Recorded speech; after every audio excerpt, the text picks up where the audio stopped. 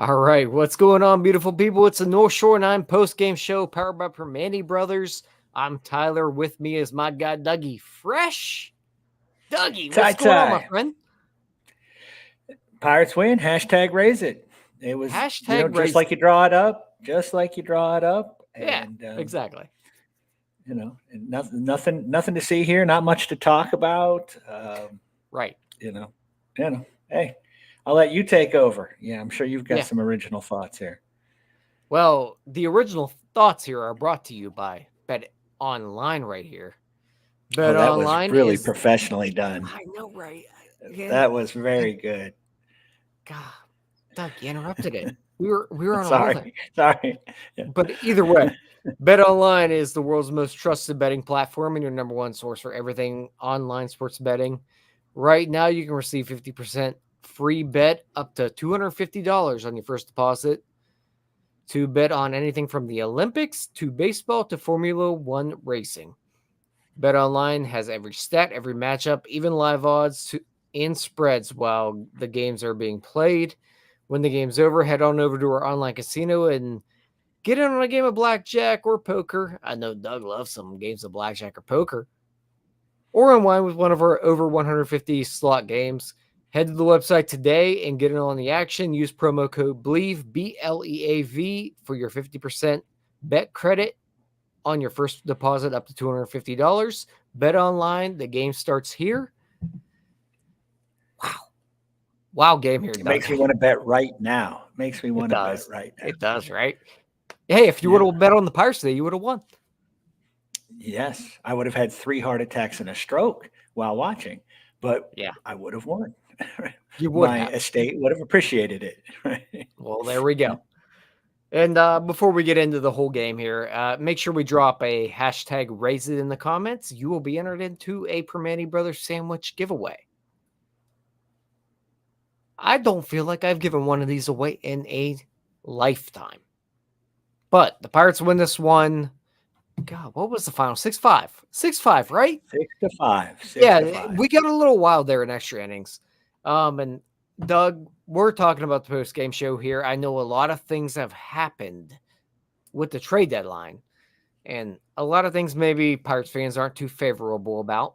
You know what they are favorable about? Primanti Brothers. The Cubs making moves. Well, the Cubs are making moves. But they don't have Primantis, so. They do not, and they don't have a cap and cheese. And one of our lucky viewers is going to go home with 2 Primanti. Exactly. But hey, baby, back above 500. Pirates were sitting at 500. Somehow, some way, this thing got done. And trust me, Doug, I was fully prepared to jump on this bad boy and just maybe, you know what? I went back and forth. Was I going to trash this team today? Was I going to just let it stay the course? Because the trade deadline is a few days away. There are some things that could be improved upon. But we're sitting here today, somehow a win got done. Right. The bottom 6 in the lineup through 9 innings was, I think, 0 for 15. Right. So we had some stuff prepared. Had the Pirates not won that game. I mean, nobody. I mean, what, 4 through 9? Or I can't even do the math. I'm not very smart. But, wow. It was just great outing from Mitch Keller. Right? Exactly what this team needed. Hey, somebody clip that. I frequently say he has a great outing and that I continue to expect great outings. You're all happy with him being a 4th starter and pitching 5 innings and giving up 4 runs. I feel differently. Call me crazy. But it is exactly why you signed him to extension. It's exactly what this team needed. He did it regardless of the fact that he was not getting any support whatsoever. A solo shot from O'Neal Cruz. I know you have to be excited about that because he just keeps – it just looks like he is on the verge. You know, I mean, it's like he's so close to just, putting his team on his back and carrying him for the rest of the season. And with help, of course, from Rowdy and Brian Reynolds. But, So, that was it. That's all you had to talk about. My takeaways early in the game were, God, I wish Jared Triolo could hit because, man, he's a defensive genius. right? And I'm thinking, man, I wish G1 Bay knew how to utilize his speed because man, he's really fast, but he can't put a bunt down, So, yeah, the narrative changed, and I mean, I don't even know where to start talking about this game, but I wanted to mention, we Keller's performance could easily get overlooked, easily overlooked. Hey, you just wanted to mention everything that happened right away, but that's okay. Doug, you know what? Where do you want to start here? Because I feel like, so the game goes to extra innings, right? And extra innings wise, weirdly enough, I don't know if there's anything to write home about. It felt like the Pirates just kind of fell into that thing. This entire thing started with the guy you mentioned, Mitch Keller. Mitch Keller again. You need a stopper in this rotation. And we know how good Paul Skeens is. He's a natural stopper. He will give you a chance to win a game anytime he's out. Sometimes the offense doesn't play up enough. But for God's sake, Mitch Keller's been doing this for years. We're on like year 1.5. I'll say 1.5. It's been a year and a half. That's a little more accurate. I think. Well, actually, we might be on 2 years now. But regardless, if you forget the second half of last season, the April of this season, yeah, sure, okay, it's 2 years. But it's been a long period of time where you're looking at a Mitch Keller in this rotation. And the Pirates did just lose 2 games from the Diamondbacks. And the Diamondbacks in the World Series last year, we understand that. No matter what the record is right now, there's still the Arizona Diamondbacks battling with the Pirates right now for a wild card spot. And they're a very good hitting team, regardless of where they are in the standings. That is a really potent, effective lineup. So the fact that Mitch Keller was able to keep them in check, is again credit to him. And what he did was just completely shut him down again, because that's what he does almost every time out since May. And really, Doug, I know you were honestly, you were fairly harsh on Mitch Keller early in the year because he's a guy that you expected more out of. And really, he wasn't good. You look at him now, and it's been about 3 months of just outstanding pitching from this guy. And he's somehow turned himself into exactly what we needed. Exactly what I was complaining about early in the season. He's turned himself into a great number 2. He's not an ace. He's not. If we're looking at the grand scheme of aces in Major League Baseball, my opinion is there's maybe like 5 to 10 of them. But if we're talking about a number 2, he is like the Matt Latos going back to the Reds, where it's just a low ERA, but it's like there's something off. You don't really know, but he has turned himself into an ultimate, maybe I would say the best number 2 in baseball, if that's the most craziest thing ever. I can't hear anything you're saying. I'm sure. Doug's just dealing with internet issues here. We're battling them, but hey, that's fine. What I was saying, though, was Mitch Keller he seems like he's the type that is a number 2 starting pitcher, right? And when I say that, I mentioned Matt Latos, right? He's not the Paul Skeens we see right now. He's not going to have a sub 2 ERA.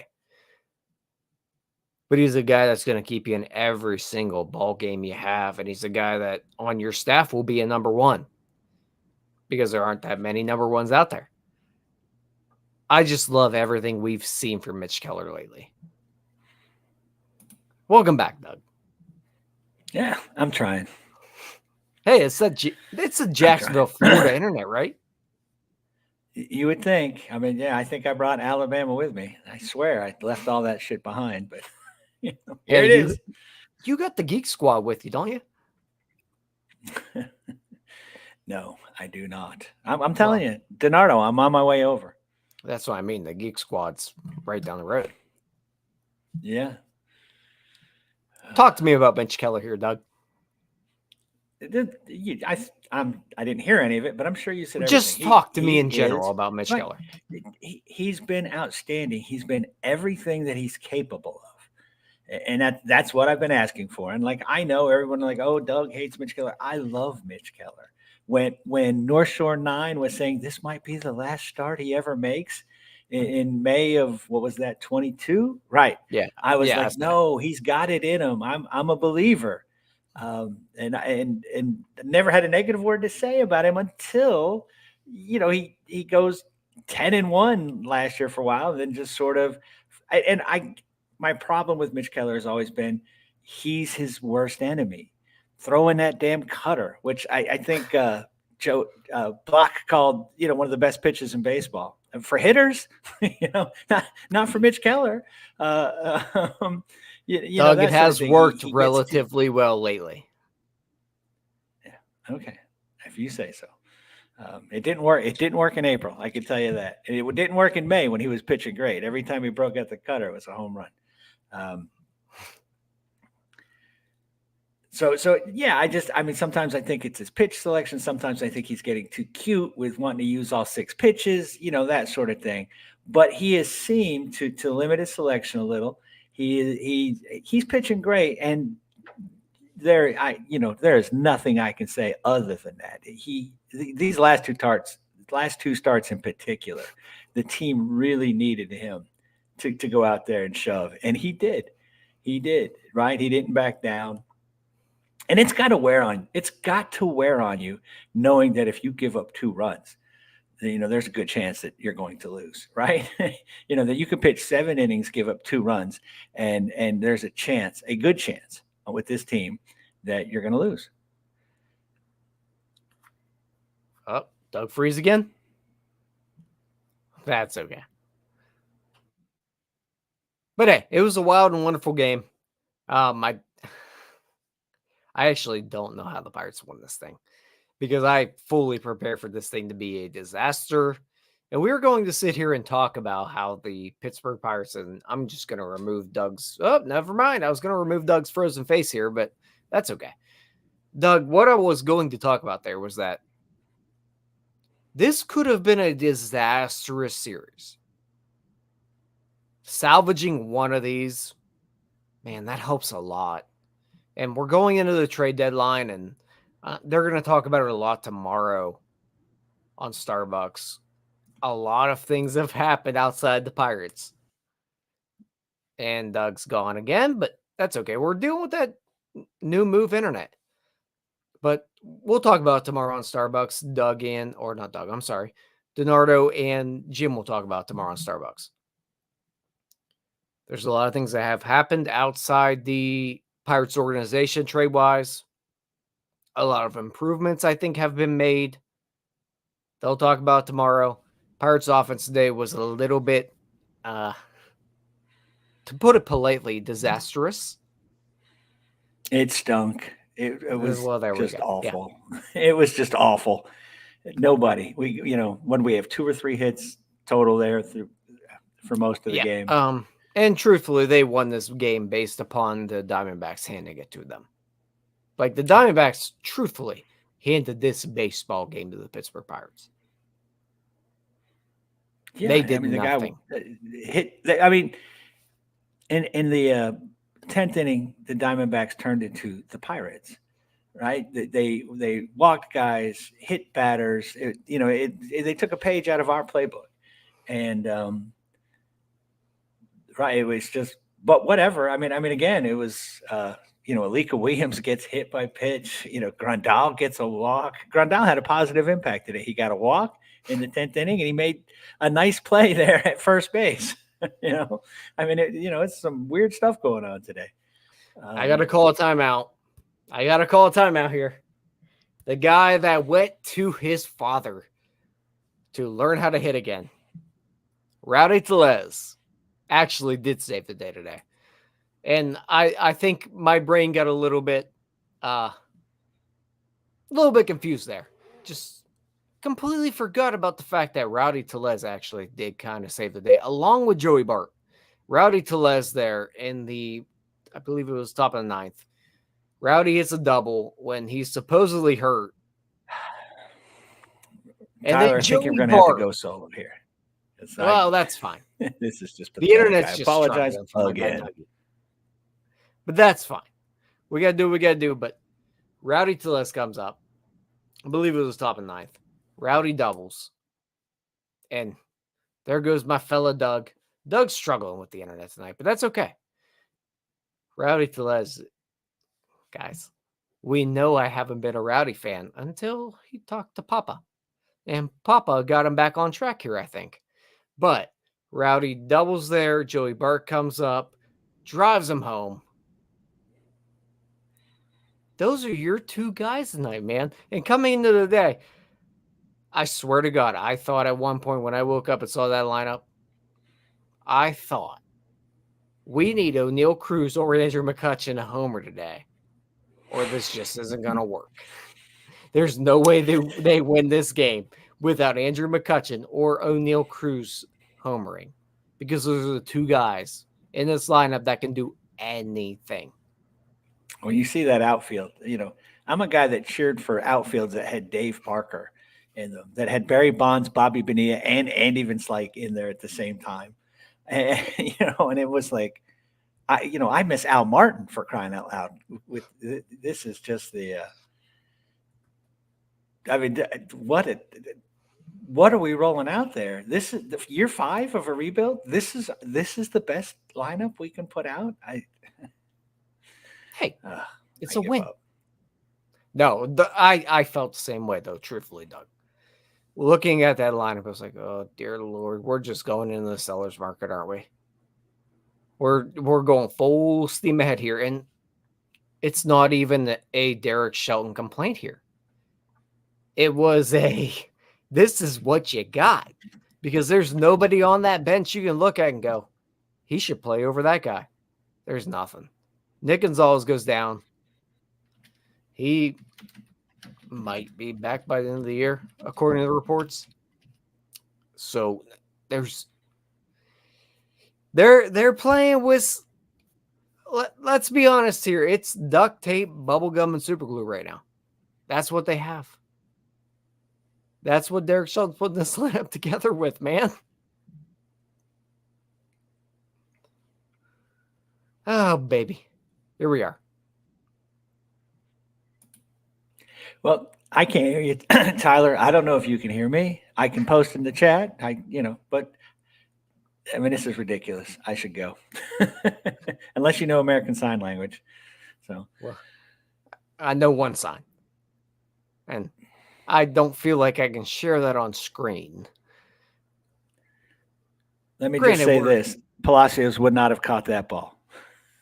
That's all I got. Fair enough there, Doug. We'll let Doug go ahead and get out of here as he's dealing with his internet issues. I know you all can hear him here.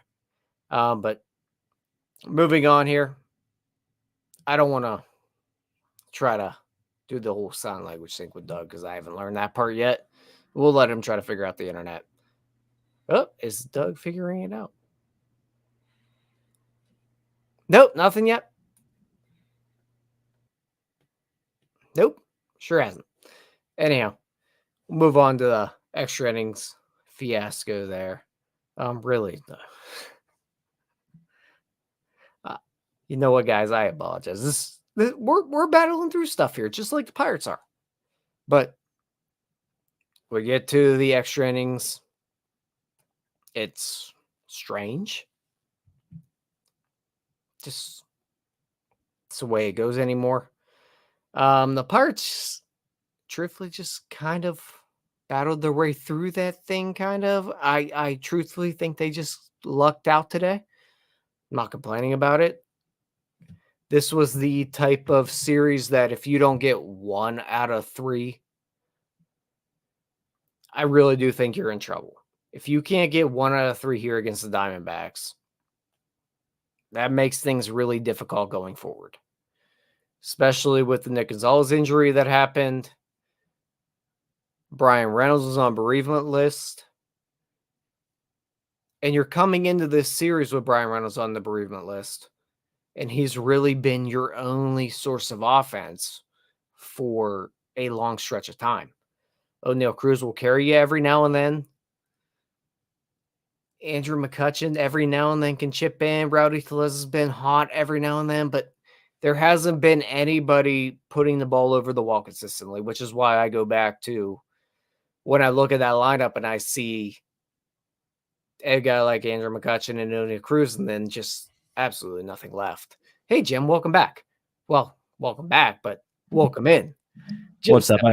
I figured I'd relieve Doug. I appreciate you. But let me get your opinion on this. When I looked at this lineup this morning, or this afternoon, actually, because it was a late lineup again. When you look at it, you see Andrew McCutchen, you see O'Neal Cruz. Then you see nothing else. Did you feel like you look at that and those are the two guys that are going to have to carry you today? Oh, yeah. I mean, you could sense it early, right? Like, especially that first inning. McCutchen gets on, Cruz gets on, Joe, Palacios, Hayes all get out. Yeah, it was one of those deals where it was like, okay, these two guys are going to have to win us this game.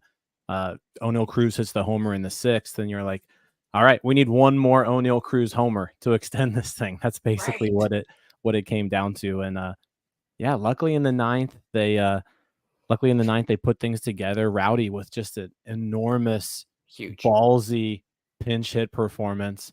It's like his Kirk Gibson moment right there. You know, back spasms. He almost got thrown out at second. I think he could barely move, but he hits that ball 421 feet. Huge double. Joey Bart pinch hit with the double.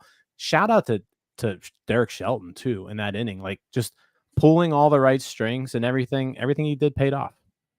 Yeah, I mean, and I mentioned it earlier, like with Derek Shelton, what did you want him to do today? You cannot complain about him. He had nothing, man. He's playing with scraps here. Duct tape, bubblegum, super glue. That's what he's got. And he goes to Rowdy there. Somehow it all works out. I mean, rolling Holderman out there late, and that one got a little bit testy, right? Yeah. I mean, I was like, there's no way Holderman's blowing a 4-run lead. And I mean, that homer, we haven't really talked about that much. We haven't gotten to that part yet. Interference. Who hit that? That was Suarez, right? Eugenio Suarez. What did you think about that? I thought it was fine. I thought it was a home run. Honestly, even watching the replay, I didn't see anything egregious to me. So I had a couple takeaways. One, it was a grown man who brought a glove to the game, which you stole my takeaway. That's fine. Like, you know what? Hold on. Like I'm not going to tell someone that they can't bring a glove to the game, but a ball was hit directly at this guy. He's got a glove on. He misses it, bounces off his arm. That alone should have been reason to overturn it into an out. Just sheer punishment for not catching the ball. But no, it was very borderline. I think if it would have been rolled interference at the time, the call would have stood. I think it was just one of those deals, like whatever they went with on the field is what they were going to go with. It was really close. I think he leaned over, but if you look, like the ball kind of hit him behind the glove on his arm. So yeah, I'm not going to like complain about it either way. I think they just had to go with the call on the field in that instance. I mean, I fully agree with you there, but can I be honest? I also thought it was kind of a poor effort by Palacios. Like, if that's as high as you can get, come on, bub. I don't know if it was a poor effort. He may have just jump higher, man. Yeah, he may have just not played it correctly. But. Yeah, no, he played it really poorly, I think. Because you got to think, if he jumps and he hits the fan on the jump, at that point it probably is interference because the fan was leaning over. I didn't think it was like an egregious lean over, though. But I am completely with you that if you are a grown adult bringing a glove to a baseball game, you're a dork. Plain out, you're a dork. I didn't go that far. No, right? you're a dork. I would never do it, but hey, if someone wants to do it, go ahead. But if you're going to do it, you've got to catch a ball that's hit right at you. That's the rule. Like if you're going to bring a glove and you don't catch the ball that's hit directly to you, the call should be overturned just on that basis alone. If you're an adult that brings a glove to a game and you reach over, which I don't know if he did, but if you reach over to catch a baseball and you don't catch it, you're 100% a dork. Yeah, I mean, I'm not going to go that far. Be an athlete. But yeah, I mean that was a wild way to start the bottom of the 10th. Yeah, it was. And then Holderman it just didn't have it. The homer to Gurriel as well. It was things got a little dicey there, but he was able to get 3 outs, huge 3 outs because I mentioned in the chat earlier when Doug was on, but like if the Pirates would have blown a 4-run lead there in the 10th to go to 1 game under 500, so like season's over. Like that's your Atlanta Braves Michael McHenry tag. Like that's that moment, right? Is like you went into this series having to win 2 out of 3. You got the opportunity to win 1, salvage it, and then you blow a 4-run lead in extras. That could have been it. Like that could have been it. So they didn't do it. They held on. They're back above 500. They're still sort of in this thing. They definitely didn't do themselves any favors this weekend, but they're still in it. Yeah, I mean, you take 1 out of 3 there. It's not what you hope for. You live with it, right? Yep. 1 out of 3 there doesn't kill you. And that's really what we're looking for here is don't get killed. Yeah. Because if you get swept there, then you're 3.5 out, I think, is what they would have been. Maybe 3 out. No, they would have been 3.5 out because the Diamondbacks would have moved ahead of New York. Like it would have been, it could have been bad. Could have been bad. Yeah. I agree. Aside from that, like really nothing happened in extras. They scored runs because the Diamondbacks handed them runs. And Brian Hayes did come through there.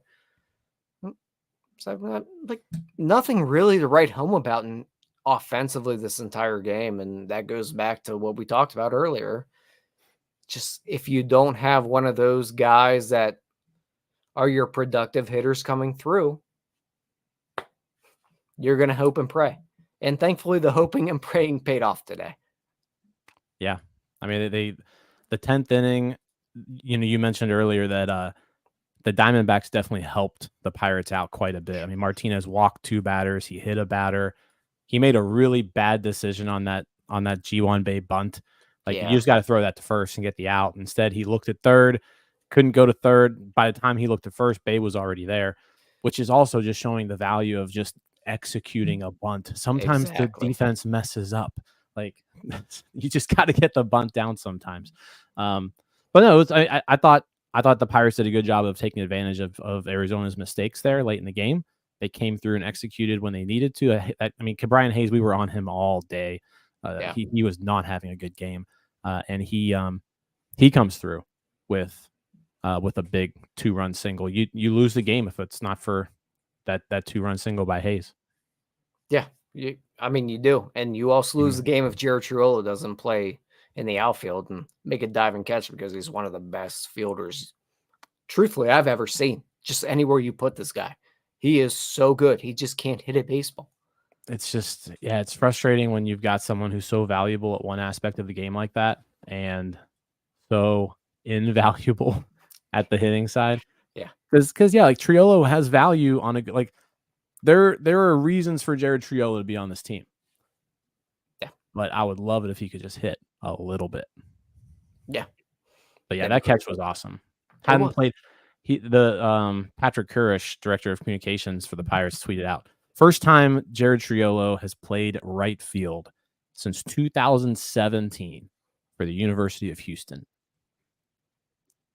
And then the first inning, he makes that play. Yeah. That's pretty neat.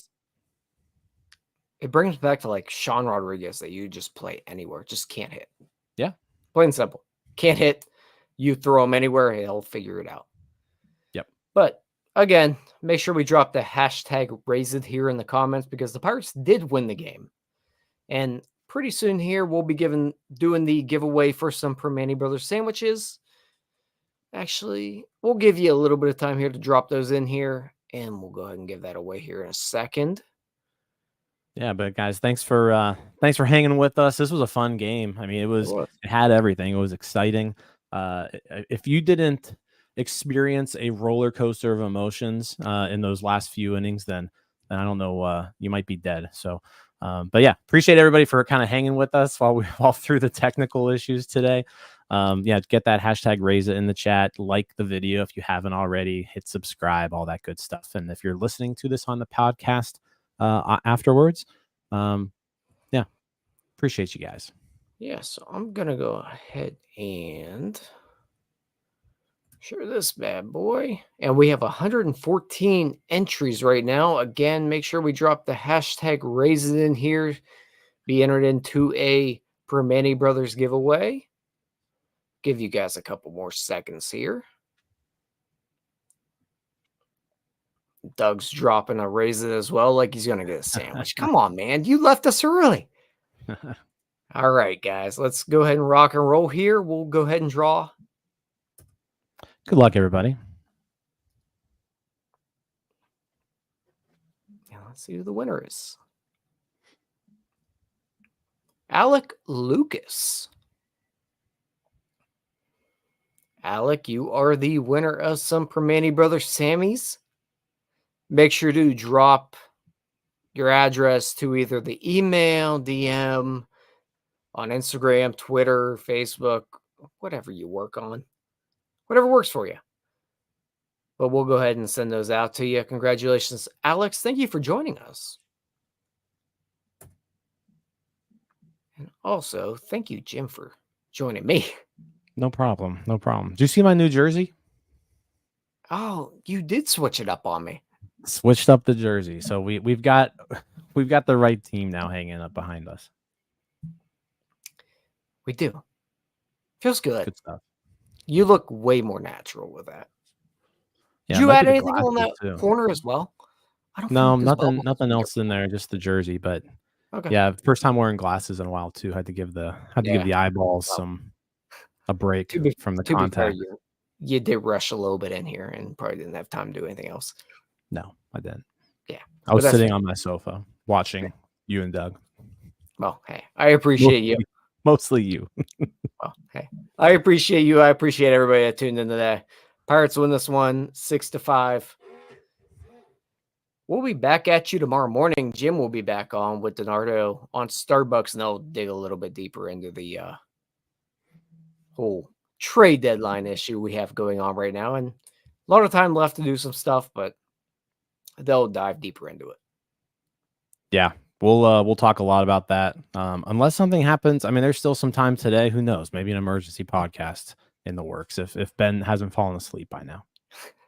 That is true. We could be back. He could be playing NCAA 25. Who knows? There you go. That's what I'll be doing in about 30 minutes. Same. All right, guys. Thank you guys for joining. We appreciate all of you. We're going to go ahead and get out of here. Again, we'll be back tomorrow. Peace out, Girl Scouts. Hey, you all. Thank you for watching. I know we try to provide the most entertaining content that we can, and we'd love to spread it to as many people as possible. So I know it doesn't seem like a lot, but if you could take the 5 seconds to like this video and subscribe to the page, it helps out so much more than you know. Thank you, and let's go Bucks.